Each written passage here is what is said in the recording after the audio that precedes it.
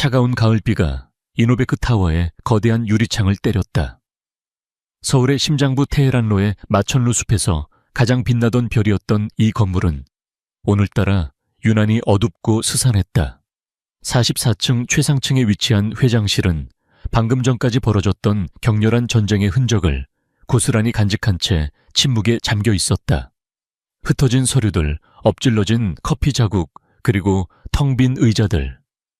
그 의자들은 몇 시간 전까지만 해도 강진우의 꿈을 지지하던 이사들과 주주들의 차지였다. 이제 그들은 모두 떠났다. 마지막 남은 희망의 불씨마저 짓밟고 썩어가는 시체에서 마지막 살점을 뜯어내려는 하이에나처럼 강진우는 거대한 통유리창 앞에 홀로 서 있었다. 그의 등 뒤로 펼쳐진 서울의 야경은 수백만 개의 별처럼 반짝였지만 그의 눈에는 그저 잿빛으로 보일 뿐이었다. 한때 저 불빛 하나하나가 이노베크의 기술로 더 밝아질 것이라 믿었다. 인공지능 자율주행 바이오테크. 그가 10년간 피와 땀으로 일군 모든 것이 신기루처럼 사라지고 있었다. 강 대표, 이건 독단이야. 당신의 이상주의가 회사를 망쳤어. 넥서스 코퍼레이션의 제안을 받아들였어야지. 박태준 회장이 괜히 업계의 제왕인 줄 아나. 우린 더 이상 당신을 신뢰할 수 없어. 경영권 포기각서에 서명하게. 날카로운 말들이 비수처럼 그의 귓가에 다시 울려 퍼졌다.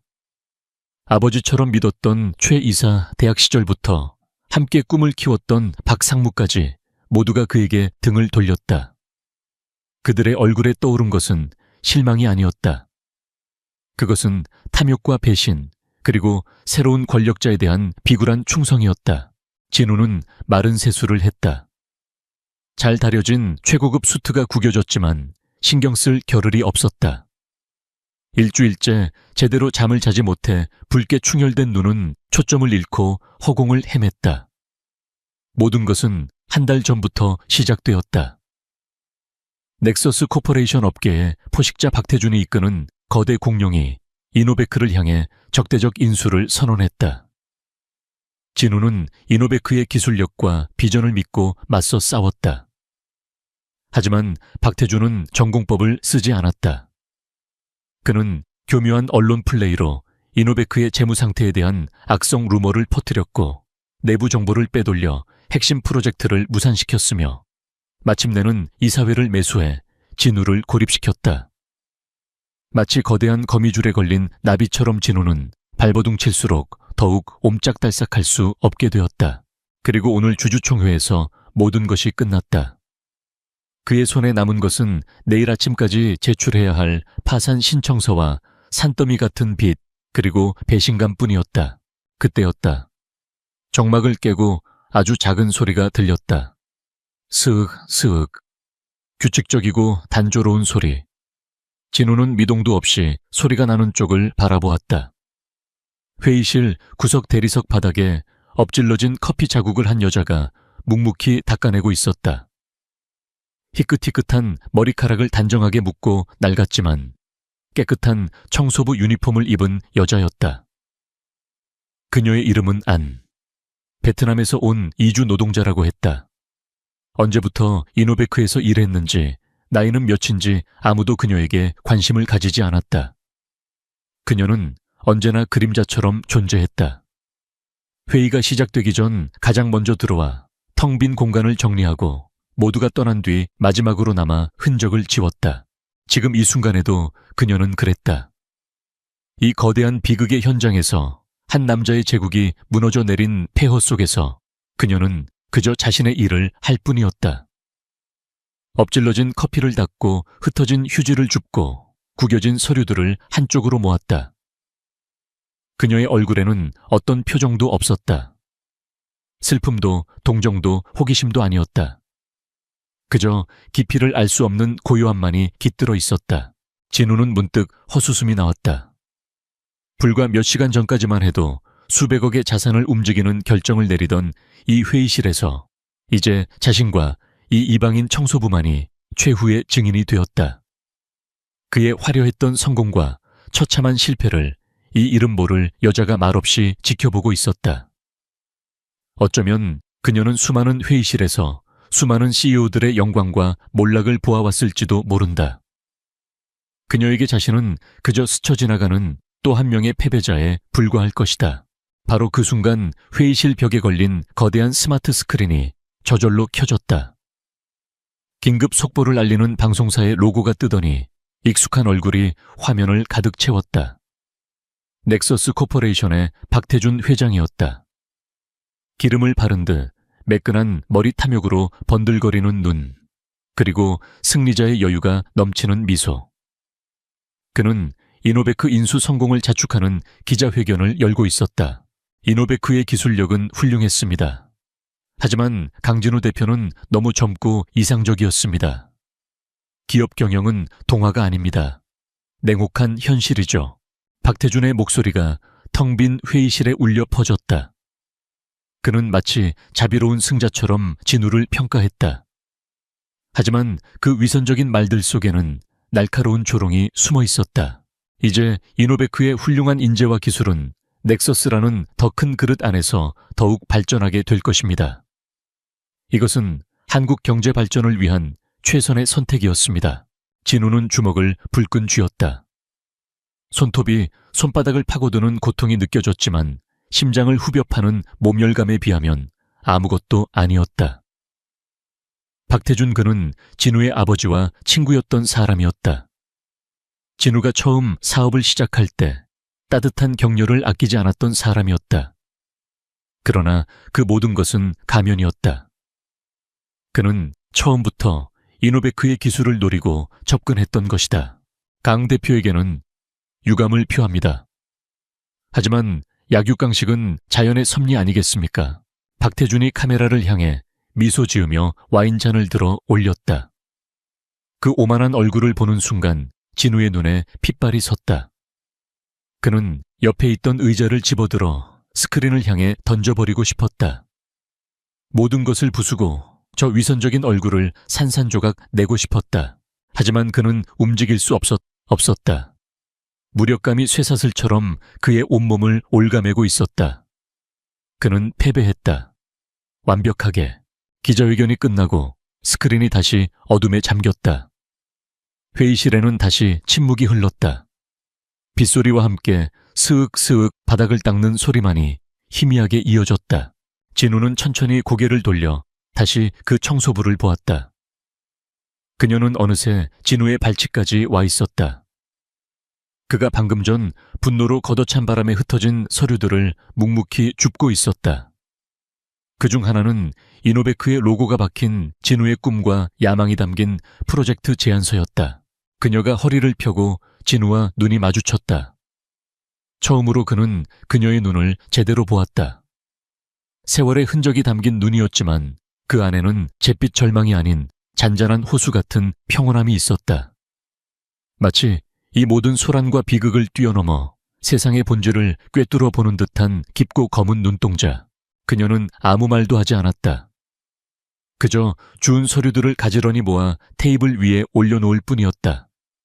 그리고는 다시 자신의 청소 카트를 끌고 소리 없이 회의실을 나갔다. 마치 처음부터 그곳에 없었던 사람처럼. 그녀가 사라진 뒤 진우는 혼란스러움을 느꼈다. 그저 평범한 청소부의 눈빛이라고 하기에는 너무나도 강렬한 인상이었다. 그 눈빛에는 동정도 연민도 없었다. 하지만 이상하게도 진우는 그 차가운 평온함 속에서 아주 미세한 위로를 느꼈다. 마치 폭풍우가 몰아치는 바다 한가운데서 홀로 표류하다가 저 멀리 흔들리지 않는 등대를 본 것 같은 기분이었다. 진우는 다시 유리창 쪽으로 몸을 돌렸다. 빗줄기는 더욱 거세지고 있었다. 내일 아침 그는 파산 신청서에 도장을 찍어야 한다. 그의 이름으로 쌓아 올린 모든 것이 역사 속으로 사라질 것이다. 강진우와 한때 세상을 바꾸겠다던 천재 사업가는 이제 비참한 실패자로 기록될 것이다. 그는 천천히 회장석으로 걸어가 털썩 주저앉았다. 거대한 테이블 위에는 그의 이름이 새겨진 명패가 놓여 있었다. 이노베크 그룹 회장 강진우. 그는 손을 뻗어 그 명패를 쓰다듬었다. 차가운 금속의 감촉이 그의 절망을 더욱 시리게 만들었다. 모든 것이 끝났다. 정말로 모든 것이. 어둠이 그의 영혼까지 삼켜버리는 것 같았다. 그는 눈을 감았다. 더 이상 보고 싶지도 듣고 싶지도 생각하고 싶지도 않았다. 이 지독한 현실에서 도망치고 싶었다. 시간이 얼마나 흘렀을까. 강진호는 시계 볼 생각조차 하지 않았다. 그의 세상에서 시간은 이미 의미를 잃었다. 거대한 회장실의 불은 모두 꺼져 있었고 오직 그의 책상 위 작은 스탠드 조명만이 옅은 원을 그리고 있었다. 그 원의 중심에는 하얀 종이 한 장이 놓여 있었다. 파산 신청 및 기업 회생 절차 포기 각서. 죽음의 영장과도 같은 문서였다. 진우는 몽블랑 만년필을 손에 쥔 채 미동도 하지 않았다. 아버지가 대학 졸업 선물로 주신 그의 성공 신화의 첫 페이지를 장식했던 펜이었다. 이제 이 펜으로 그 신화의 마지막 문장을 가장 치욕적인 종언을 고해야 했다. 펜촉은 종이 위 서명란을 겨누고 있었지만 차마 내려긋지 못했다. 수만 명의 직원들, 그들의 가족, 그리고 자신의 청춘을 바친 이노베크의 마지막 모습이 눈앞을 스쳐 지나갔다. 그는 실패했다. 리더로서, 아들로서 한 명의 인간으로서 완벽하게 실패했다. 창밖의 빗줄기는 자정 넘어서도 멈추지 않았다. 톡톡. 유리창을 때리는 빗소리가 마치 그의 심장을 두드리는 사신의 노크 소리처럼 들렸다.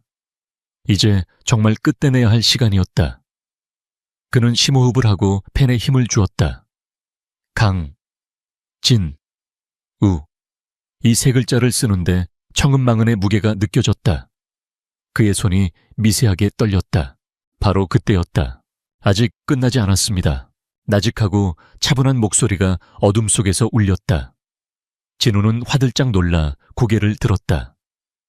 목소리가 들려온 곳 사무실 입구의 희미한 어둠 속에 한 여자가 서 있었다.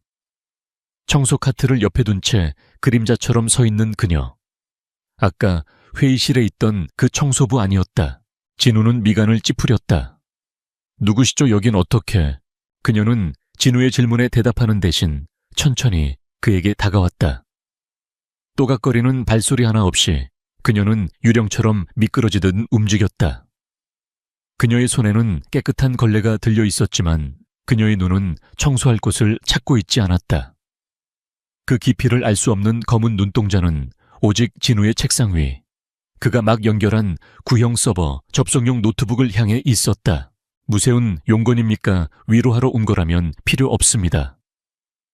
진우의 목소리는 까칠했다. 패배자의 마지막 남은 자존심이었다. 아는 그의 책상 앞에서 멈춰 섰다. 그녀는 진우를 보지도 파산 신청서를 보지도 않았다. 그녀의 시선은 여전히 노트북 화면에 고정되어 있었다. 화면에는 이노베크의 내부 서버 로그인 창이 희미하게 떠 있었다. 진우가 마지막 남은 자료라도 백업하기 위해 켜놓은 것이었다. 1분이면 됩니다. 그녀가 다시 입을 열었다. 감정의 동요가 전혀 느껴지지 않는 기계처럼 평온한 목소리였다. 무세운 소리를 하는 겁니까? 이제 와서 1분으로 뭘 할 수 있다는 거죠. 당장 나가요. 진우는 소리쳤다. 하지만 그녀는 꿈쩍도 하지 않았다.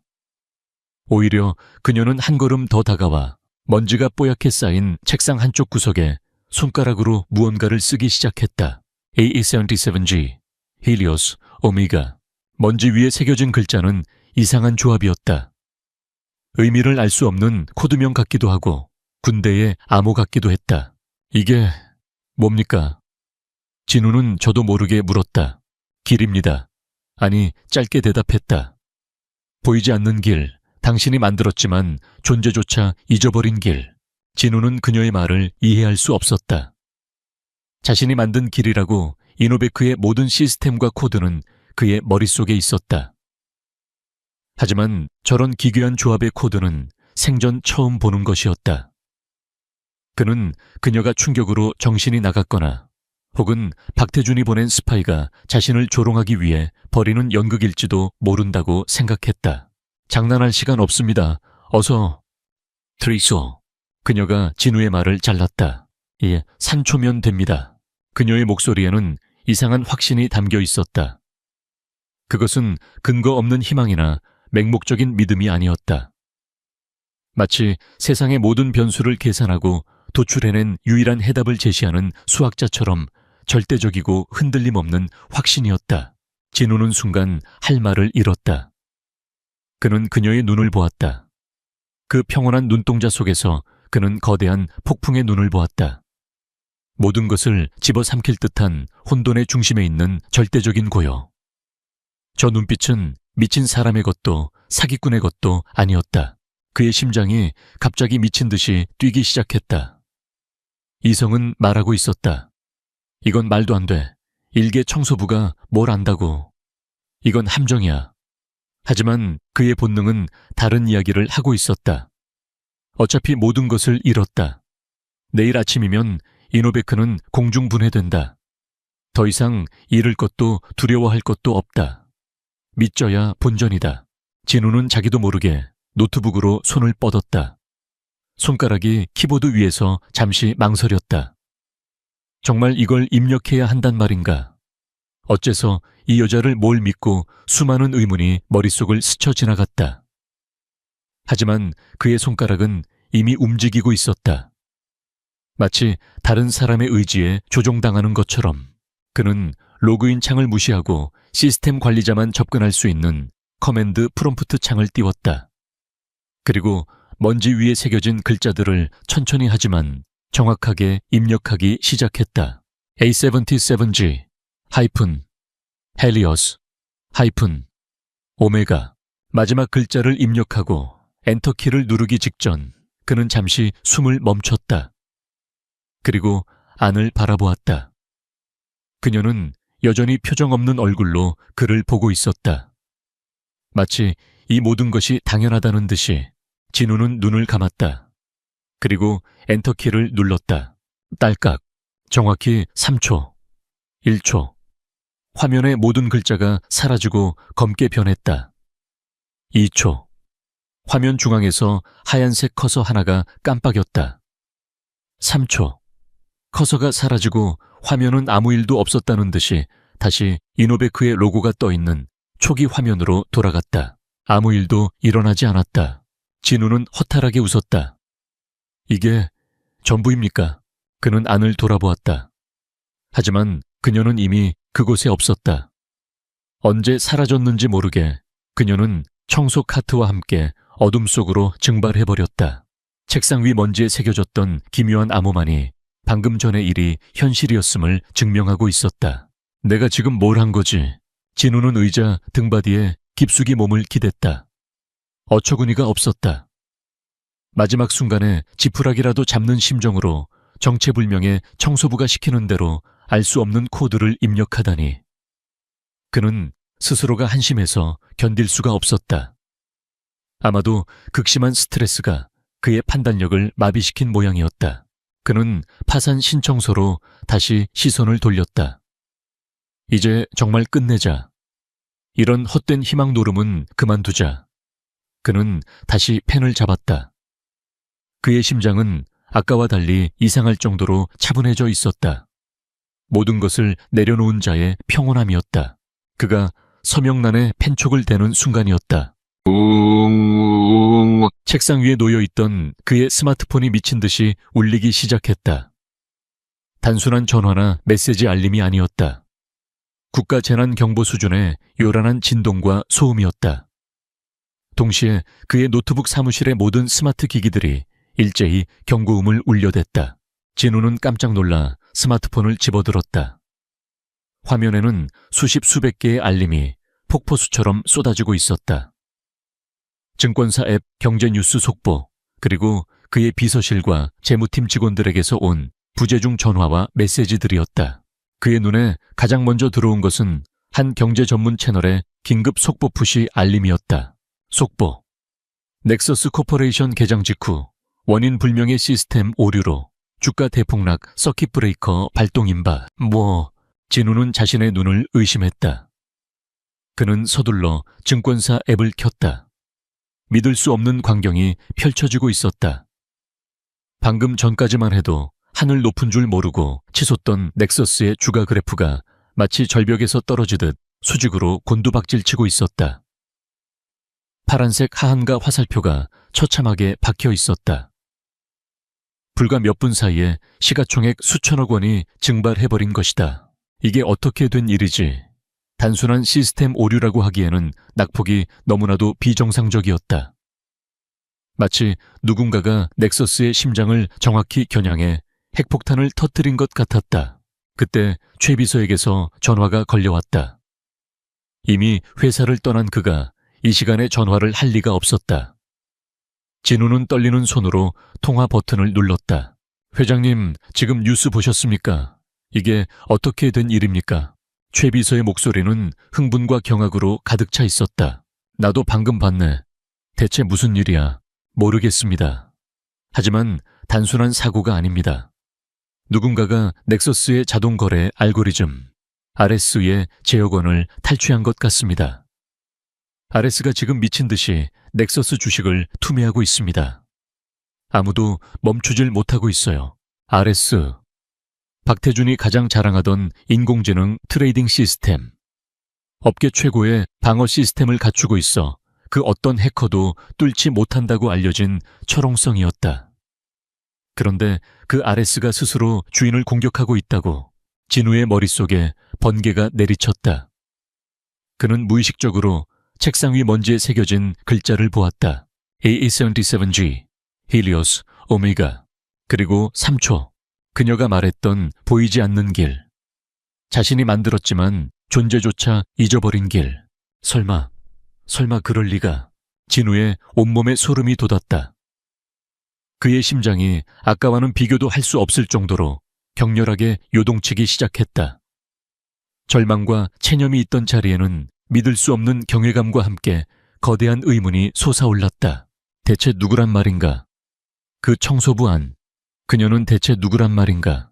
강남의 심장부 넥서스 코퍼레이션의 본사 빌딩은 그야말로 아수라장이었다. 30층에 위치한 최첨단 트레이딩 룸은 붉은 경고등이 번쩍이며 사이렌이 귀를 찢을 듯 울리고 있었다. 수백 개의 모니터는 일제히 죽음에 새긴 파란색으로 물들어 있었고 엘리트 트레이더들은 넋이 나간 사람처럼 소리를 지르거나 머리를 쥐어뜯고 있었다. 마가 당장 서버를 닫아 박태준 회장이 넥타이를 비틀어 쥔 채 고함을 질렀다. 그의 얼굴은 분노와 당혹감으로 시뻘겋게 달아올라 있었다. 불과 몇 시간 전 기자들 앞에서 승리의 와인을 들었던 여유만만한 모습은 온데간데 없었다. 불가능합니다, 회장님. 명령이 외부가 아니라 시스템 내부 RS의 코어에서 직접 나오고 있습니다. 최고 기술 책임자 CTO가 절망적인 목소리로 외쳤다. 그의 손가락은 키보드 위에서 미친 듯이 춤을 추고 있었지만 모니터에는 Access Denied라는 메시지만 반복해서 떠오를 뿐이었다. RS가 미쳤단 말인가? 누가 이따위로 프로그래밍했어? 저희가 한 게 아닙니다, 이건 마치 시스템 안에 잠들어 있던 유령이 깨어난 것 같습니다. 저희의 모든 통제권을 무시하고 있습니다. 박태준의 자랑이었던 인공지능 트레이딩 시스템 RS. 그리스 신화의 전쟁, 신의 이름을 딴 이 시스템은 시장의 미세한 흐름을 분석해 1초에 수만 건의 거래를 처리하는 넥서스의 심장이었다. 철저한 보안을 자랑하며 그 어떤 외부 공격도 막아낼 수 있도록 설계된 무적의 창과 방패. 그러나 지금 그 창과 방패는 주인을 향하고 있었다. RS는 보유하고 있던 넥서스 계열사의 주식들을 시장가로 무자비하게 내던지고 있었다. 매도 주문이 폭포수처럼 쏟아지자 주가는 속절없이 무너졌다. 개미 투자자들은 공포에 질려 투매에 동참했고 기관 투자자들은 썰물처럼 빠져나갔다. 10년간 공들여 쌓아 올린 넥서스라는 거대한 제국에 그 심장부에서부터 거대한 균열이 생기고 있었다. 강제 종료해 전원을 내려버려 박태준이 이성을 잃고 소리쳤다. 회장님, 안 됩니다. 메인 서버를 강제 종료하면 모든 데이터가 손상될 수 있습니다. 복구하는 데만 몇 달이 걸릴지 모릅니다. 그건 자살 행위입니다. CTO가 그를 필사적으로 말렸다. 박태준은 주먹으로 책상을 내리쳤다. 쿵 하는 소리와 함께 값비싼 이탈리아제 대리석 책상에 금이 갔다. 그는 덫에 걸린 맹수처럼 으르렁거렸다. 이 완벽한 함정 내부에서부터 스스로를 파괴하게 만드는 이 지독한 방식. 이것은 단순한 해킹이 아니었다. 이것은 설계였다. 처음부터 이 순간을 위해 만들어진 정교하고 잔인한 예술 작품과도 같았다. 그리고 이 예술 작품을 설계한 자에 대해 박태준은 어렴풋이 짐작가는 이름이 있었다. 하지만 그는 애써 그 이름을 머릿속에서 지웠다. 아냐, 그럴 리가 없어. 그는 이미 죽었어. 내가 내 손으로 지옥에 쳐넣었단 말이다. 같은 시각 이노베크 타워의 강진호는 혼란 속에서도 빠르게 움직이고 있었다. 그는 더 이상 절망에 빠진 패배자가 아니었다. 그의 눈은 다시 총기를 되찾았고 그의 목소리에는 냉철한 지휘관의 위엄이 서려 있었다. 그는 자신의 개인 비서와 해고되었던 핵심 임원들에게 긴급 화상회의를 소집했다. 상황을 분석해. 이건 단순한 사고가 아니야. 넥서스 시스템을 공격하고 있는 주체가 정확히 뭘 노리는 건지 파악해봐. 화면 너머 전 재무총괄 이사가 흥분을 감추지 못하며 보고했다. 회장님, 믿을 수가 없습니다. 이건 신의 한 수입니다. 공격자는 넥서스 주식을 공매도 숏셀링하면서 동시에 그 수익금으로 시장의 헐값으로 나온 저희 이노베크의 채권과 주식을 미친 듯이 사들이고 있습니다. 공매도, 주가 하락에 베팅하는 금융기법. 넥서스의 주가가 폭락할수록 공격자는 천문학적인 돈을 벌고 있었다. 그리고 그 돈으로 파산 직전이라 휴지 조각 취급받던 이노베크의 지분을 헐값에 매집하고 있었다. 누가 대체 어떤 세력이 이런 엄청난 자금으로? 진우가 물었다. 그게 이상한 점입니다. 자금의 출처를 추적해봤지만 전부 수백 개의 유령 계좌로 분산되어 있어서 실체를 파악할 수가 없습니다. 마치 돈이 허공에서 생겨나 저희 쪽으로 흘러 들어오는 것 같습니다. 진우는 침을 삼켰다. 허공에서 생겨난 돈. 아니다. 이 돈은 넥서스의 피였다. 박태준의 제국이 무너지며 흘리는 피를 이름 모를 공격자가 수혈팩에 담아 이노베크에게 꽂아주고 있는 형국이었다. 그때 전 기술개발본부장이었던 오 박사가 조심스럽게 입을 열었다. 그는 백발이 성성한 노신사로 평생을 시스템, 아키텍처 설계에 바친 이노베크의 정신적 지주였다. 회장님, 혹시 이 공격 패턴 어디서 본 것 같지 않으십니까? 무서운 말인가, 오 박사. 넥서스의 RS 시스템 말입니다. 사실 업계에서는 공공연한 비밀이었습니다. 저 시스템의 기본 아키텍처는 10여 년 전 정부 주도로 진행되다 갑자기 폐기된 헬리오스 프로젝트의 설계도를 훔쳐 만든 것이라는 소문이 파다했습니다. 헬리오스, 그 단어가 진우의 귓가에 박히는 순간 그의 심장이 쿵 하고 내려앉았다. 그는 고개를 돌려 책상 위 먼지 속에 새겨진 글자를 보았다. AA77G, 헬리오스, 오메가, 헬리오스 프로젝트. 진우가 되물었다. 목소리가 미세하게 떨리고 있었다. 네. 국가기관망을 방어하기 위한 궁극의 인공지능 방어 시스템을 만드는 프로젝트였습니다. 당시 학계와 업계의 천재들이 모두 모였었죠. 하지만 프로젝트 막바지에 갑자기 모든 것이 중단되고 관련자들은 흩어졌습니다. 핵심 개발자는 의문의 사고로 사망했다고 들었습니다. 그리고 얼마 지나지 않아 박태준 회장이 RS를 들고 혜성처럼 나타났죠. 오 박사의 설명이 이어지는 동안 진우의 머릿속에서는 모든 퍼즐 조각이 맞춰지고 있었다. 그녀가 썼던 코드, 헬리오스, 박태준이 훔친 기술, 오메가, 그리스 알파벳의 마지막 글자, 끝을 의미하는 단어. 그녀가 입력하라고 했던 코드는 RS를 공격하는 외부 명령이 아니었다. 그것은 헬리오스 시스템 내부에 처음부터 심어져 있던 일종의 비상 프로토콜 혹은 창조주만이 아는 백도어를 여는 열쇠였던 것이다. 박태준은 기술의 껍데기는 훔쳤지만 그 안에 숨겨진 영혼과 비밀까지는 훔치지 못했다. 그리고 지금 시스템의 진짜 주인이 돌아와 자신의 창조물을 되찾고 그것을 더럽힌 도둑에게 심판을 내리고 있었다. 진우는 온몸에 전율이 흘렀다. 그렇다면 그녀는, 그 평범한 청소부는 대체, 회장님, 넥서스 주가가 결국 하한가를 기록했습니다. 불과 3시간 만에 시가총액 약 1조 원 미화로 거의 10억 달러가 증발했습니다. 재무이사가 외쳤다. 10억 달러. 진우는 그 숫자를 입안에서 굴려보았다. 불과 몇 시간 전 그는 수백억의 빚더미에 앉아 파산을 고민하고 있었다. 그런데 이제 그의 발밑에는 10억 달러라는 거대한 지렛대가 놓여 있었다. 넥서스를 무너뜨리고 이노베크를 다시 일으켜 셀 수 있는 피 묻은 황금 지렛대. 우리가 매집한 이노베크 지분은 얼마나 되나? 진우가 물었다. 그의 목소리는 완전히 평정을 되찾아 있었다. 현재까지 약 40%입니다. 이 속도라면 오늘 안에 경영권 방어가 가능한 51%를 확보하고도 남습니다. 회장님, 우리가 살아났습니다. 화상회의 창 너머로 임원들의 환호성이 터져 나왔다. 몇몇은 눈물을 흘리고 있었다.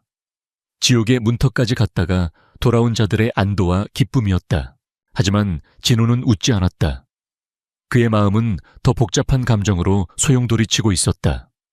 이것은 그의 승리가 아니었다.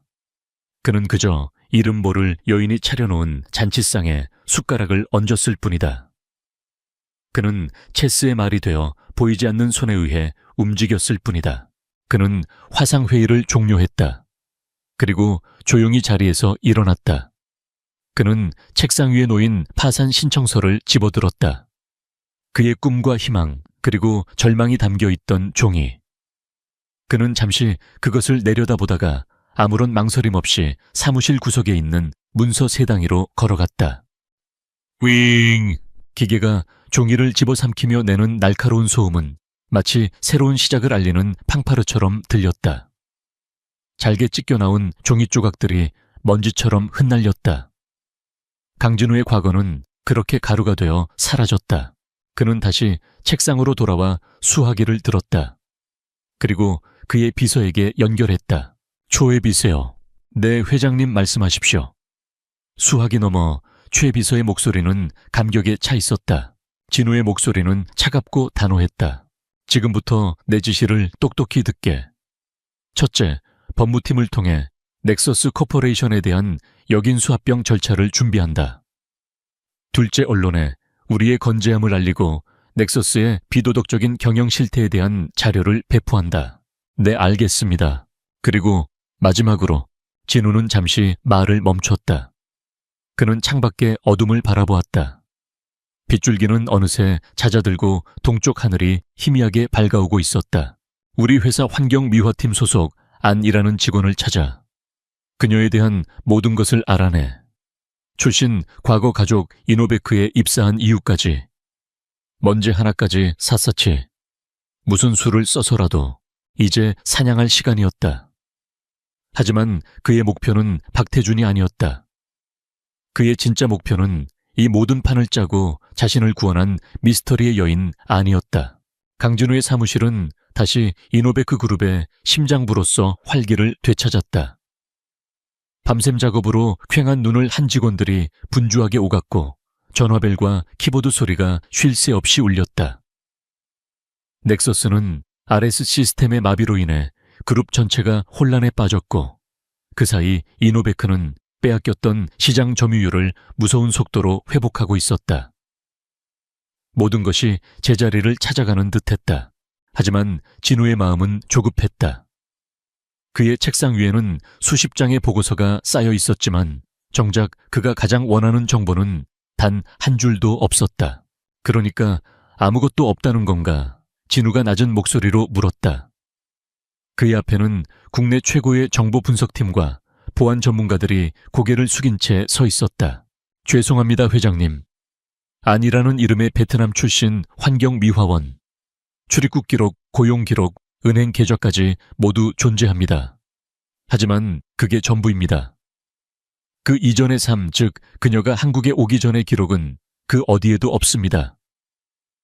가족, 친구, 학력, 마치 서류상으로만 존재하는 유령 같습니다. 팀장의 보고에 진우는 마른 입술을 핥았다. 박태준이라는 거대한 상대를 무너뜨릴 힘을 가진 여인의 과거가 이토록 깨끗할 수는 없었다. 이것은 기록이 없는 것이 아니었다. 누군가가 의도적으로 그리고 아주 완벽하게 지워버린 것이었다. 그녀는 오늘 출근했나? 아닙니다. 어제 이후로 연락이 두절된 상태입니다. 등록된 주소지로 찾아가 봤지만 이미 텅 빈 월세방이었습니다. 역시 그녀는 연기처럼 사라졌다. 자신의 역할을 끝냈다고 생각하는 걸까? 아니면 이것 또한 그녀의 거대한 계획의 일부일까? 진우는 직접 나서는 수밖에 없다고 판단했다. 안이라는 이름의 유령을 좇는 것은 시간 낭비였다. 실체를 추적해야 했다. 모두 나가봐. 그리고 오 박사님만 들어오시라고 하게. 잠시 후 백발의 노인저넬 오 박사가 사무실로 들어섰다. 진우는 그에게 헬리오스 프로젝트에 대한 모든 것을 조사해달라고 은밀히 지시했었다. 찾아오셨습니까, 박사님? 오 박사는 지친 기색이 역력한 얼굴로 두꺼운 파일 하나를 꺼내 책상 위에 올려놓았다. 쉽지 않았습니다, 회장님. 대부분의 자료가 국가기록원에서조차 봉인되어 있거나 파기된 상태였습니다. 하지만 당시 프로젝트에 참여했던 은퇴한 연구원 한 분을 어렵게 만날 수 있었습니다. 진우는 몸을 앞으로 기울였다. 그분의 증언에 따르면 헬리오스 프로젝트의 총괄 설계자는 학계에 전혀 알려지지 않은 20살의 천재였습니다. 아무도 그녀의 진짜 이름을 몰랐다고 합니다. 모두가 그녀를 코드네임으로 불렀죠. 코드네임. 오 박사는 파일의 첫 페이지를 넘겼다. 그곳에는 빛바랜 사진 한 장이 붙어 있었다. 여러 명의 연구원들이 함께 찍은 단체 사진이었고 오 박사는 그중 한 명을 손가락으로 가리켰다. 다른 사람들과 달리 얼굴 부분이 고의적으로 훼손되어 흐릿하게 보였지만 긴 검은 머리를 한 동양 여성의 실루엣만은 알아볼 수 있었다. 코드네임 안리 아흔리. 진우의 심장이 멎는 것 같았다. 알리, 그리고 안. 우연이라고 하기에는 너무나도 기묘한 일치였다. 그녀는 어떻게 됐습니까? 프로젝트가 막바지에 이르렀을 때 갑작스러운 서버 폭발 사고가 있었습니다. 공식적인 발표는 불의의 사고로 인한 사망이었습니다. 하지만 그 연구원은 믿지 않았습니다. 그녀가 죽기 며칠 전 프로젝트의 자금 관리 파트너였던 젊은 펀드 매니저와 심하게 다투는 것을 보았다고 합니다. 그녀는 그가 프로젝트의 핵심 기술을 빼돌리려 한다고 비난했답니다. 그 펀드 매니저가 누굽니까? 오 박사는 다음 페이지를 넘겼다. 그곳에는 젊은 시절의 박태준의 사진이 있었다. 야망으로 번들거리는 눈빛은 지금과 똑같았다. 모든 것이 명확해졌다. 박태준은 기술을 훔치기 위해 알리를 살해하고 사고로 위장했다. 그리고 그녀의 피 묻은 기술로 넥서스라는 제국을 건설했다. 그리고 알리 그녀는 죽지 않았다. 그녀는 신분을 버리고 얼굴을 숨기고 안이라는 이름의 청소부로 박태준의 가장 가까운 곳에서 복수의 칼날을 갈고 있었던 것이다. 이노베크는 그녀의 복수를 위한 무대이자 도구였을 뿐이다. 그녀를 찾아야겠습니다. 진우가 결심한 듯 말했다. 박사님, 그녀가 갈 만한 곳 혹시 아시는 곳 없습니까? 오 박사는 잠시 고민하더니 조심스럽게 입을 열었다. 그녀가 유일하게 마음을 열었던 사람이 한 명 있었다고 합니다. 프로젝트 당시 그녀의 멘토이자 아버지 같았던 분이죠. 지금은 은퇴하고 작은 국립도서관에서 사서로 일하고 계십니다. 진우는 화려한 이노베크 타워를 나와 서울의 낡고 조용한 동네에 위치한 작은 도서관으로 향했다. 최고급 세단에서 내린 그의 모습은 주변 풍경과 어울리지 않았다. 도서관 내부는 오래된 책 냄새와 햇볕 냄새로 가득했다. 그는 오 박사에게 들은 인상착의의 노인 사서를 찾아 알리에 대해 물었다. 노인은 처음에는 경계했지만 진우의 눈에서 진심을 읽었는지 잠시 망설이다 서가 깊숙한 곳을 가리켰다. 아마 저기 있을 걸세.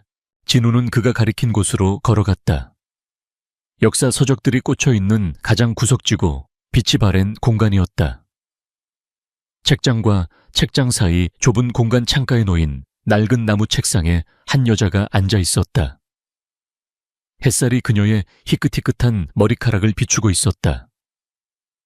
그녀는 청소부 유니폼이 아닌 평범하고 낡은 스웨터를 입고 있었다. 그녀의 앞에는 두꺼운 역사책이 펼쳐져 있었다. 그녀는 진우가 다가오는 것을 알았지만 고개를 들지 않았다. 마치 그가 올 것을 이미 알고 있었다는 듯이 진우는 그녀의 맞은편 의자에 조용히 앉았다. 두 사람 사이에는 잠시 침묵이 흘렀다. 책장 넘기는 소리만이 정적을 깼다. 재밌는 책입니까? 진우가 먼저 입을 열었다. 흥망성쇠에 대한 이야기입니다. 그녀가 책에서 눈을 떼지 않은 채 대답했다. 모든 제국은 결국 무너지죠. 내부의 부패 때문이든 외부의 적 때문이든. 헬리오스 프로젝트도 그랬습니까? 그녀의 책장 넘기던 손이 순간 멈칫했다. 그녀는 천천히 책을 덮고 마침내 고개를 들어 진우를 바라보았다. 그 깊고 평온한 눈동자는 여전했다. 내 이름은 강진우입니다. 알고 있습니다. 이노베크의 회장님. 그녀의 목소리는 여전히 무미건조했다. 그리고 당신은 아니시겠죠? 알리가 맞습니까? 그녀는 대답하지 않았다. 긍정도 부정도 하지 않았다. 그것만으로도 충분한 대답이었다. 박태준이 당신의 모든 것을 훔쳤군요. 진우가 말을 이었다. 당신의 기술, 당신의 이름, 그리고 당신의 인생까지.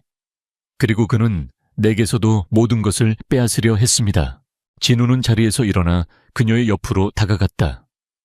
그리고 그녀의 눈을 똑바로 보며 말했다. 이건 더 이상 당신 혼자만의 복수가 아닙니다. 이제 저의 전쟁이기도 합니다. 당신의 머리와 나의 자본, 당신의 기술과 나의 네트워크를 합칩시다. 박태준을 법의 심판대에 세우고 우리가 빼앗긴 모든 것을 되찾는 겁니다. 그는 그녀에게 손을 내밀었다. 그것은 단순한 제안이 아니었다. 고용주가 직원에게 내리는 지시도 구원자가 수혜자에게 베푸는 동정도 아니었다.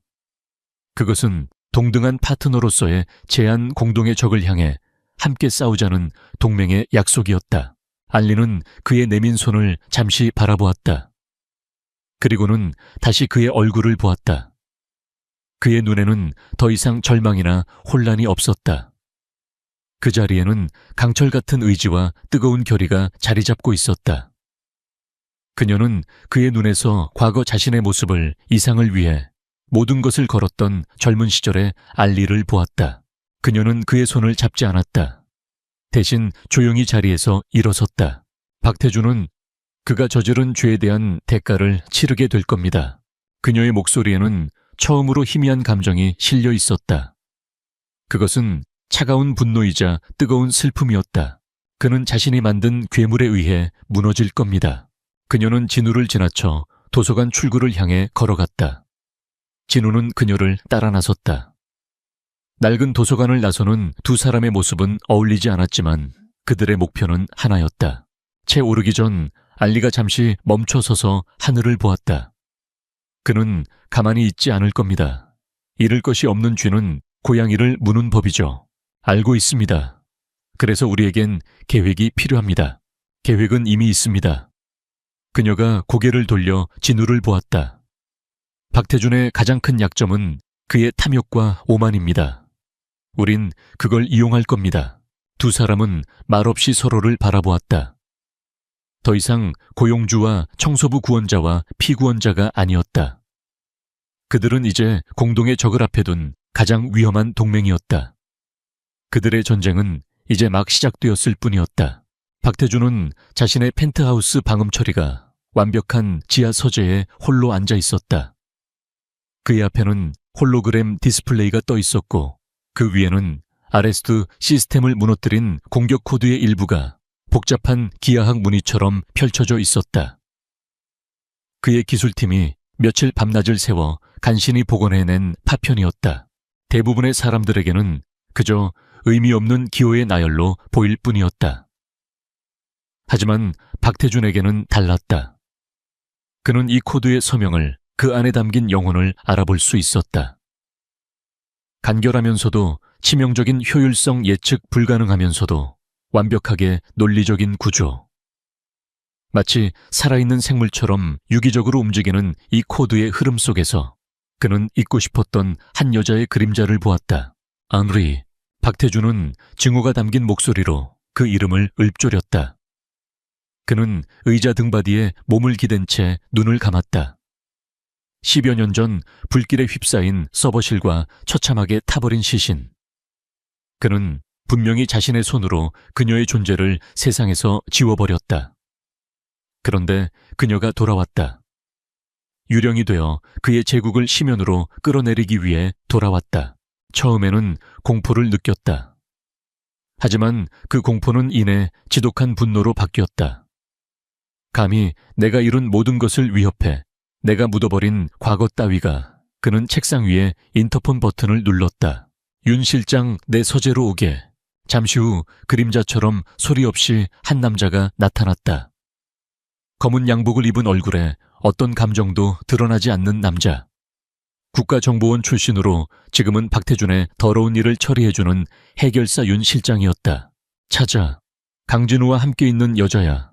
이름은 아니라고 하지만 진짜 이름은 알리일 거다. 살아있었어. 박태준의 목소리는 얼음장처럼 차가웠다. 윤 실장의 눈썹이 미세하게 꿈틀했다. 헬리오스 프로젝트의 그 안리 말입니까? 그래, 그녀냐. 어떻게 살아남았는지는 중요하지 않아. 중요한 건 그년이 다시는 내 눈에 띄어서는 안 된다는 사실이지. 박태준은 시계 불을 붙이며 말을 이었다. 강진우는 무릎 꿇게 만들어. 하지만 그 여자는 이번에는 실수 없이 깨끗하게 처리해. 흔적도 남기지 마. 알겠습니다, 회장님. 윤 실장은 고개를 숙이고 다시 그림자 속으로 사라졌다. 서재에는 다시 박태준 혼자 남았다. 그는 홀로그램 디스플레이를 향해 시가 연기를 길게 내뿜었다. 연기 속에 알리의 코드가 아른거렸다. 내가 만든 세상에서 네가 죽게 될 거다, 알리. 이번에야말로 확실하게. 그날 이후 강진우와 알리의 삶은 조용한 전쟁터가 되었다. 공격은 더 이상 사이버 공간에 머무르지 않았다. 그것은 차갑고 잔인한 현실이 되어 그들의 목을 조여왔다. 첫 번째 경고는 진우에게 왔다. 한남대교를 건너던 그의 차 뒤에서 거대한 덤프트럭 한 대가 미친 듯이 돌진해왔다. 진우는 동물적인 감각으로 핸들을 꺾어 간신히 충돌을 피했지만 그의 차는 가드레일을 들이받고 처참하게 찌그러졌다. 경찰은 단순한 졸음운전 사고로 결론 내렸지만 진우는 알고 있었다. 이것은 박태준의 메시지였다. 너를 죽이는 건 짓밟는 것만큼이나 쉽다. 두 번째 경고는 알리에게 향했다. 진우가 마련해준 최고급 보안 시스템을 갖춘 안개 괴한이 침입했다. 하지만 아무것도 훔쳐가지 않았다. 그저 그녀의 침대 베개 위에 말라비틀어진 난초 한 송기를 두고 갔을 뿐이다. 그것은 과거 헬리오스 프로젝트 시절 그녀가 자신의 연구실 창가에서 애지중지 키우던 종류의 난초였다. 내가 누구인지 어디에 있는지 다 알고 있다. 라는 섬뜩한 속삭임이었다. 진우는 더 이상 물러설 수 없다고 판단했다. 그는 이노베크의 모든 공식 일정을 취소하고 오직 알리를 지키는 데에만 집중했다. 그는 회사의 지하 벙커 수준의 보안 시설을 갖춘 비밀 연구소를 그들의 새로운 거처로 삼았다. 외부와는 완전히 차단된 오직 그와 그녀, 그리고 가장 신뢰하는 소수의 인원만이 아는 장소였다. 강제된 동거는 어색했지만 위험 속에서 두 사람의 관계는 미묘하게 변해가고 있었다. 낮에는 공동의 적 박태준을 무너뜨리기 위한 전략을 짜는 냉철한 동맹이었다. 그들은 넥서스의 재무구조, 박태준의 비밀 계좌, 그리고 그의 정관계 로비 정황 등 수년간 알리가 수집해온 데이터를 분석하며 방역에 칼을 갈았다. 하지만 밤이 되면 그들은 그저 위협에 쫓기는 두 명의 인간일 뿐이었다. 보안시설의 차가운 금속 벽 안에서 그들은 서로의 과거와 상처를 조금씩 공유하기 시작했다. 진우는 아버지의 기대를 한 몸에 받던 모범생이었지만 정작 자신의 꿈을 이해받지 못했던 외로운 어린 시절을 이야기했다. 알리는 전쟁 고아로 태어나 오직 숫자의 세계에서만 평온을 찾을 수 있었던 자신의 과거를 담담하게 털어놓았다. 어느 날 밤 알리는 악몽을 꾸었다. 불길에 휩싸인 서버실 자신을 배신의 눈으로 쳐다보던 박태준의 얼굴, 그리고 살이 타는 끔찍한 냄새. 그녀는 비명을 지르며 잠에서 깨어났다. 온몸은 식은땀으로 젖어 있었다. 그때 방문이 조용히 열리고 진우가 들어왔다. 그는 아무 말 없이 그녀의 옆에 앉아 물 한 잔을 건넸다. 괜찮아. 그의 낮은 목소리가 어둠 속에서 울렸다. 알리는 떨리는 손으로 물잔을 받아들었다. 그녀는 고개를 저었다. 아니, 괜찮지 않아. 그날의 기억은 지워지지 않아. 그녀의 목소리는 언제나처럼 평온했지만 그 끝은 미세하게 떨리고 있었다. 난공불락의 요새처럼 보였던 그녀의 연약한 모습을 처음 본 순간이었다. 진우는 저도 모르게 손을 뻗어 식은땀에 젖은 그녀의 어깨를 감싸 안았다. 이제 혼자가 아니야. 내가 있잖아. 그의 품은 따뜻했다. 알리는 수십 년 만에 처음으로 타인의 온기를 느꼈다. 낯설었지만 싫지 않았다. 그녀는 저항하지 않고 조용히 그의 어깨에 기댔다. 두 사람 사이에는 어떤 말도 오가지 않았지만 그 침묵은 수만 마디의 위로보다 더 깊은 유대감을 만들어주고 있었다. 위협은 마침내 극에 달했다. 그들이 잠시 외부의 조력자를 만나기 위해 벙커를 나선 순간 몇 대의 검은 세단이 그들의 차를 에워쌌다. 도심 한복판에서 벌어진 끔찍한 추격전이었다. 타이어, 마찰음과 경적이 밤의 정적을 갈랐다. 왁 잡아. 진우가 소리치며 핸들을 꺾었다. 그는 전문 드라이버가 아니었지만 이성을 잃지 않고 침착하게 대응했다. 그는 이노베크의 자율주행 기술을 이용해 주변 교통신호를 교란시키고 추격 차량들의 경로를 방해했다. 하지만 적들은 집요했다. 한 대의 차량이 옆으로 바짝 붙더니 창문이 내려가고 검은 총구가 나타났다. 탕하는 소리와 함께 조수석 유리창이 거미줄처럼 갈라지며 파편이 쏟아졌다. 순간 진우는 본능적으로 알리가 있는 쪽으로 몸을 날렸다. 그는 자신의 몸으로 그녀를 감싸 안으며 쏟아지는 유리 파편을 온몸으로 막아냈다. 날카로운 파편 하나가 그의 팔뚝에 박혔다. 붉은 피가 하얀 셔츠를 적셨다. 진우 씨, 알리가 놀라 소리쳤다. 그녀의 눈에 처음으로 당혹감과 두려움이 어렸다. 진우는 고통을 참으며 다시 운전대를 잡았다. 그는 마침내 공사장으로 핸들을 꺾어 철골 구조물 사이를 아슬아슬하게 빠져나갔다. 추격하던 차들은 복잡한 구조물을 피하지 못하고 서로 부딪히며 멈춰섰다. 가까스로 그들을 따돌리고 안전한 곳으로 돌아왔을 때 두 사람은 아무 말도 할 수 없었다. 진우의 팔에서는 피가 흐르고 있었고 두 사람의 옷은 유리 파편으로 엉망이었다. 죽음의 문턱에서 함께 돌아온 그들의 눈빛이 허공에서 마주쳤다. 알리는 떨리는 손으로 구급 상자를 가져와 그의 상처를 치료하기 시작했다. 소독약이 다짜 진우는 얼굴을 찡그렸지만 신음 한 번 내지 않았다. 그는 그저 자신을 치료해주는 그녀의 얼굴을 묵묵히 바라볼 뿐이었다. 미안해, 나 때문에. 알리가 낮은 목소리로 말했다. 아니, 진우가 그녀의 말을 잘랐다. 이건 당신 때문이 아니야. 이건 우리 모두의 싸움이야. 그는 상처 없는 손으로 그녀의 턱을 들어 올렸다. 그리고 난 당신을 다치게 두지 않아. 절대로. 그의 눈빛은 진심이었다. 그 안에는 더 이상 비즈니스 파트너로서의 계산이나 복수를 위한 동맹이 없었다. 그 자리에는 한 남자가 한 여자를 지키고자 하는 순수하고 강렬한 의지만이 존재했다. 알리는 그 눈빛을 피하지 않았다. 그녀는 깨달았다. 지난 수십 년간 그녀는 오직 복수만을 위해 살아왔다. 차갑고 어두운 길을 홀로 걸어왔다. 하지만 이제 그녀의 옆에는 함께 비를 맞아주고 함께 칼날을 막아주는 사람이 있었다. 그들의 관계는 이미 단순한 동맹을 넘어섰다. 생사를 함께하는 운명 공동체이자 서로의 유일한 버팀목이 되어가고 있었다. 이노베크의 지하 벙커는 더 이상 도피처가 아니었다. 그곳은 전쟁을 앞둔 지휘관들의 마지막 작전 회의실이 되었다. 강진호의 팔에는 하얀 붕대가 감겨 있었고 알리의 눈에는 밤샘 분석으로 인한 피로가 서려 있었지만 두 사람의 눈빛은 그 어느 때보다도 날카롭게 빛나고 있었다. 수세에 몰려 방어만 하던 시간은 끝났다. 더 이상 숨어 있을 수만은 없어. 진우가 먼저 입을 열었다. 그의 목소리에는 굳은 결의가 담겨 있었다.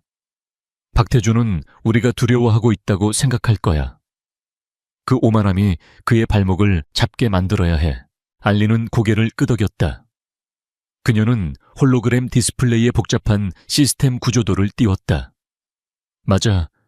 쥐를 잡으려면 쥐가 가장 좋아하는 치즈를 놓아주어야지. 박태준에게는 그게 나에 대한 정보일 거야.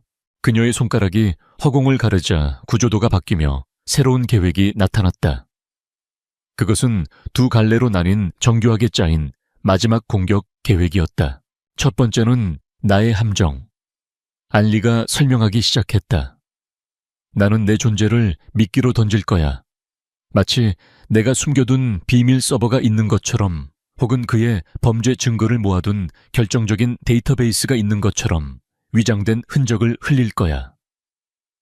박태준의 기술팀이 그걸 발견하도록 유도하는 거지. 그가 그걸 물 거라고 확신해 진우가 물었다. 물 수밖에 없어. 알리의 입가에 처음으로 차가운 미소가 떠올랐다. 그는 지금 궁지에 몰렸어. 나라는 유령의 존재가 그의 이성을 마비시켰지. 그는 자신의 손으로 직접 나를 끝장내고 싶어 안달이 나 있을 거야. 그가 그 가짜 서버에 접속을 시도하는 순간 함정은 발동돼. 어떤 함정이지. 그의 접속 시도 자체가 불법 해킹 시도라는 증거가 되어 실시간으로 기록될 거야. 동시에 그가 접속했다고 믿는 서버는 사실 판도라의 상자야. 그가 상자를 여는 순간 내가 수십 년간 모아온 그의 모든 범죄의 증거들이 세상 밖으로 터져 나오게 될 거야. 그의 손으로 직접. 진우는 감탄을 금치 못했다. 이것은 적의 힘을 역이용하는 완벽한 역공이었다. 박태준의 오만과 집착을 이용해 스스로 무덤을 파게 만드는 지독하면서도 우아한 계략이었다. 그럼 두 번째는 나의 역할이군. 그래, 내가 디지털 세상에서 판을 짜는 동안 당신은 현실 세계에서 무대를 만들어야 해. 알리가 진우를 바라보았다. 박태준을 공개적인 장소로 모두가 보는 앞으로 끌어내야만 해. 그가 가장 화려하게 빛난다고 믿는 바로 그곳에서 가장 처참하게 무너지게 만들어야 하니까. 진우는 즉시 그녀의 의도를 파악했다. 넥서스 코퍼레이션 임시 주주총회. 그의 입에서 나온 말에 알리는 만족스럽게 고개를 끄덕였다. 그들의 시선이 허공에서 마주쳤다. 더 이상 말이 필요 없었다. 마지막 전투의 서막이 올랐다. 며칠 후 넥서스 코퍼레이션의 본사 대강당은 수백 명의 주주와 투자자 그리고 기자들로 가득 찼다. 이노베크 그룹의 회장 강진우가 넥서스의 경영 부실과 도덕적 해이를 문제 삼으며 긴급 소집한 주주총회였다. 업계 5내 2위의 수장이 벌이는 세기의 대결을 보기 위해 모두가 숨을 죽이고 있었다. 단상 한쪽에는 강진우가 다른 한쪽에는 박태준이 앉아 있었다. 강진우는 상처 입은 팔을 테이블 아래로 감춘 채 폭풍 전야처럼 고요하고 침착했다. 반면 박태준은 애써 여유 있는 미소를 짓고 있었지만 초조하게 다리를 떠는 모습이나 굳은 표정은 감추지 못했다. 진우가 먼저 마이크를 잡았다. 그는 감정적인 비난 대신 날카로운 데이터와 논리로 넥서스의 문제점을 파고들었다. 지난 한 달간 넥서스가 입은 손실은 단순한 시스템 오류가 아닙니다. 이것은 수년간 자행되어 온 부실 경영과 불법적인 자금 흐름이 골마 터진 결과입니다. 여기 그 증거가 있습니다. 진우의 말이 끝나자 강당의 대형 스크린에는 넥서스의 비밀 계좌 내역과 조작된 회계 장부들이 나타나기 시작했다. 강당은 술렁이기 시작했다. 박태준은 얼굴이 하얗게 질린 채 소리쳤다. 거짓말이야. 저건 모두 조작된 자료다. 강진우 내놈이 이노베크를 살리기 위해 벌이는 비열한 수작일 뿐이야. 그는 필사적으로 방어했지만 주주들의 눈빛은 이미 의심으로 가득 차 있었다. 그의 제국에 균열이 가고 있었다. 바로 그 순간이었다. 박태준이 차고 있던 스마트워치에 짧은 진동이 울렸다. 그의 기술팀이 보낸 비밀 메시지였다. 회장님, 드디어 찾았습니다. 알리의 것으로 추정되는 서버입니다. 보안이 허술합니다. 지금 접속하면 모든 데이터를 파괴하고 역추적까지 가능합니다. 박태준의 눈이 번뜩였다. 이거다. 이 지긋지긋한 게임을 끝낼 수 있는 마지막 기회. 이 위기를 역전시킬 유일한 카드. 강진우가 제시한 모든 증거가 이 서버에서 나온 것이라면 이것만 파괴하면 모든 것을 없던 일로 만들 수 있다. 그는 주주들의 소란을 방패 삼아 단상 아래에 숨겨둔 태블릿 PC를 몰래 조작했다. 그의 눈에는 이성과 합리성은 사라지고 오직 알리라는 유령에 대한 증오와 복수심만이 불타고 있었다. 그는 망설이지 않았다. 접속해, 당장. 명령을 내리는 그의 손가락이 쾌감으로 떨렸다. 끝이다. 이제 정말 끝이야, 알리. 그가 전송 버튼을 누른 바로 그 순간 강당의 모든 스크린이 일제히 검게 변했다. 강진우의 발표 자료도 소란스러운 주주들의 모습도 모두 사라졌다. 정적이 흘렀다. 모두가 어리둥절해하며 스크린을 바라보았다. 그리고 잠시 후 꺼졌던 스크린이 다시 켜졌다. 화면 중앙에는 낯선 로고 하나가 떠 있었다. 태양을 상징하는 단순하지만 강렬한 문양. 헬리오스 프로젝트의 로고였다. 이어서 차갑고 기계적인 여성의 목소리가 강당 전체에 울려 퍼지기 시작했다. 판도라의 상자가 열렸습니다. 박태준 회장님의 명령에 따라 모든 진실을 공개합니다. 강당은 얼어붙었다. 박태준의 얼굴은 새하얗게 질려버렸다. 첫 번째 증거. 12년 전 헬리오스 프로젝트의 총괄 설계자 알리에 대한 살인교사 음성 기록입니다. 스크린에는 음성 파형 그래프와 함께 젊은 시절 박태준의 목소리가 흘러나왔다. 사고로 위장해. 누구도 알아채지 못하게. 그 기술은 이제 내 거야. 두 번째 증거. 넥서스 코퍼레이션의 비자금 조성 및 정관계 로비 내역입니다. 수백 개의 계좌 오고 간 돈의 액수, 그리고 돈을 받은 정치인과 관료들의 이름이 적나라하게 화면을 채웠다. 세 번째 증거. 이노베크 그룹에 대한 불법적인 적대적 인수합병 시도 및 내부자 거래 기록입니다. 박태준이 이사들을 매수하고 악성 루머를 퍼뜨리라고 지시하는 대화 내용이 그대로 공개되었다. 비명과 고함이 강당을 가득 메웠다.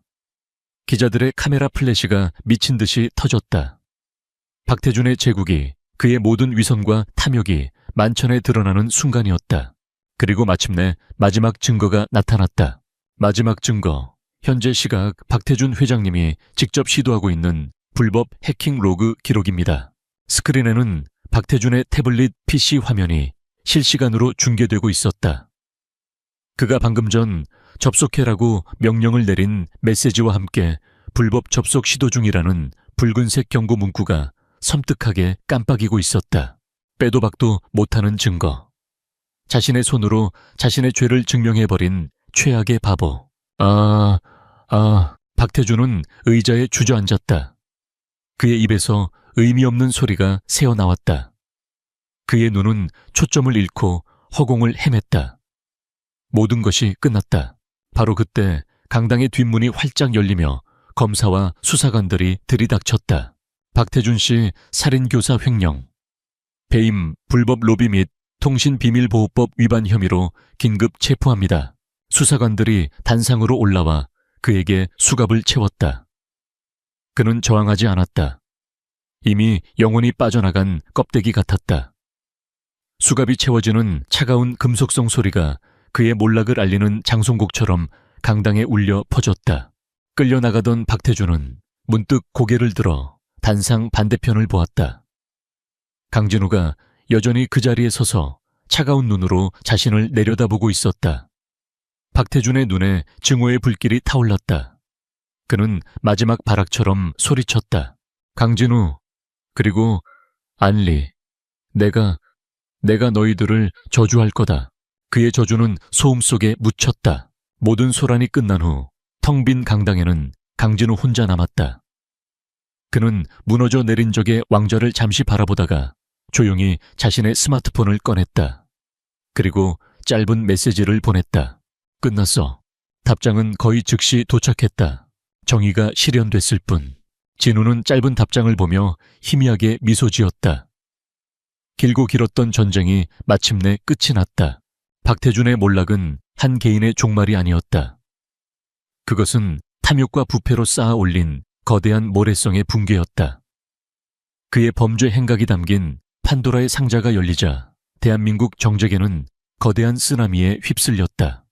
넥서스 코퍼레이션은 채권단과 검찰의 관리에 들어갔고 불법 로비에 연루된 수많은 정치인과 고위 관료들이 줄줄이 옷을 벗거나 철창 신세를 져야 했다.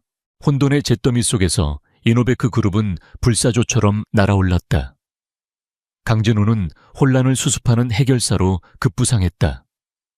그는 넥서스의 우량 자산과 핵심 기술 인력들을 합법적인 절차를 통해 흡수 합병하며 하루가 다르게 이노베크의 몸집을 키워나갔다. 파산 직전의 중소기업에서 이제는 명실상부한 대한민국 IT 업계의 제왕으로 등극한 것이다.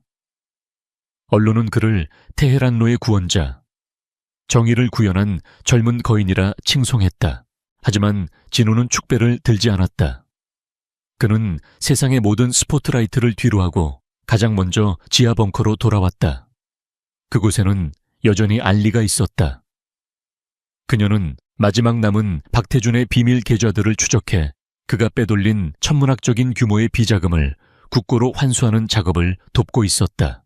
진우가 들어섰을 때 그녀는 수많은 모니터 불빛에 둘러싸인 채 키보드를 두드리고 있었다. 모든 것이 끝났지만 그녀의 전쟁은 아직 끝나지 않은 듯했다. 이제 그만해도 돼. 진우가 나지막이 말했다. 당신이 할 일은 끝났어. 알리는 키보드에서 손을 떼고 천천히 그를 돌아보았다. 아직이야. 마지막 한 푼까지 그가 훔쳐간 모든 것을 제자리로 돌려놓아야 해. 그건 이제 검찰이 할 일이야.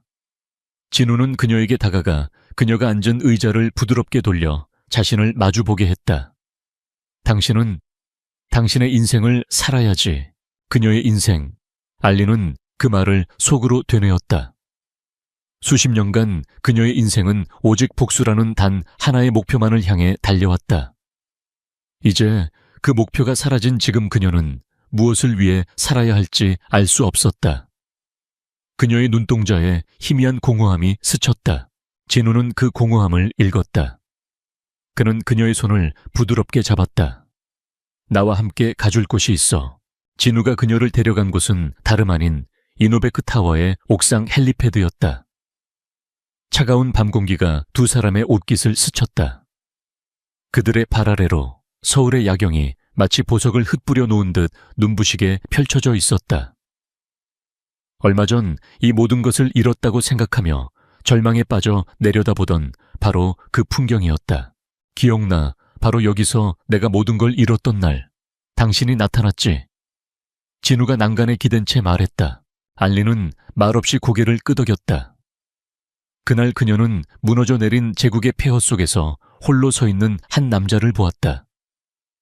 과거의 자신처럼 모든 것을 빼앗기고 절망하는 남자를.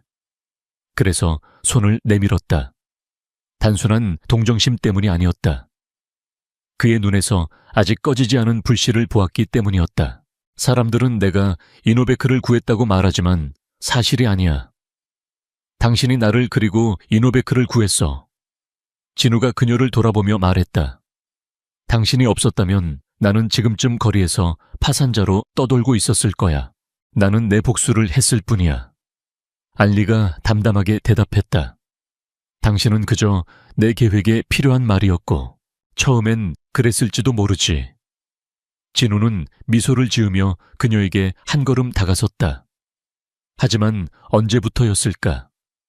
당신의 복수가 나의 복수가 되고 나의 싸움이 당신의 싸움이 되었던 순간이. 우리가 더 이상 비즈니스 파트너가 아니라 서로의 등을 지켜주는 유일한 사람이 되었던 순간이. 그는 그녀의 어깨를 감싸 안았다. 당신을 지키기 위해 내 몸을 던졌을 때 나는 깨달았어. 나는 이노베크를 되찾고 싶었던 게 아니야. 나는 당신과 함께할 미래를 되찾고 싶었던 거야. 알리의 심장이 세차게 뛰었다. 그녀는 혼란스러운 눈으로 그를 바라보았다.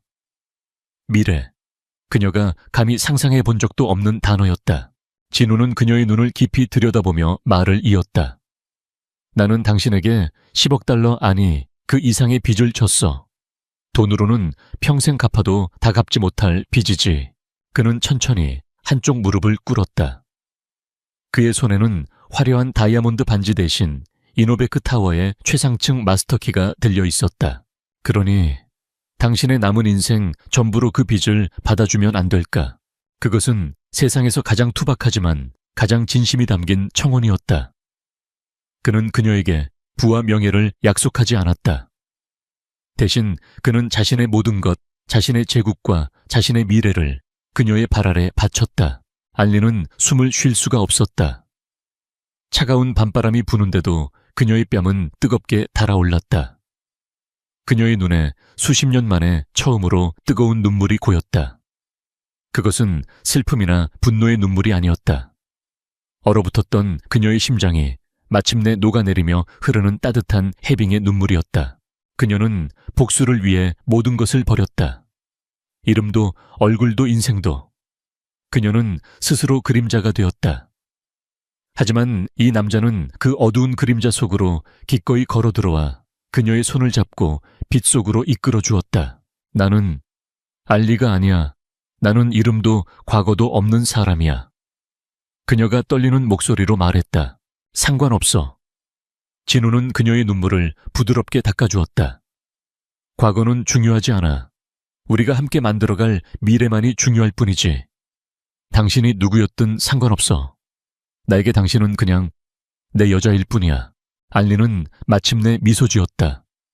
아주 오랜 시간 잊고 있었던 햇살처럼 따뜻하고 환한 미소였다. 그래. 그녀는 그 한마디로 대답했다. 진우는 환하게 웃으며 일어나 그녀를 품에 가득 안았다.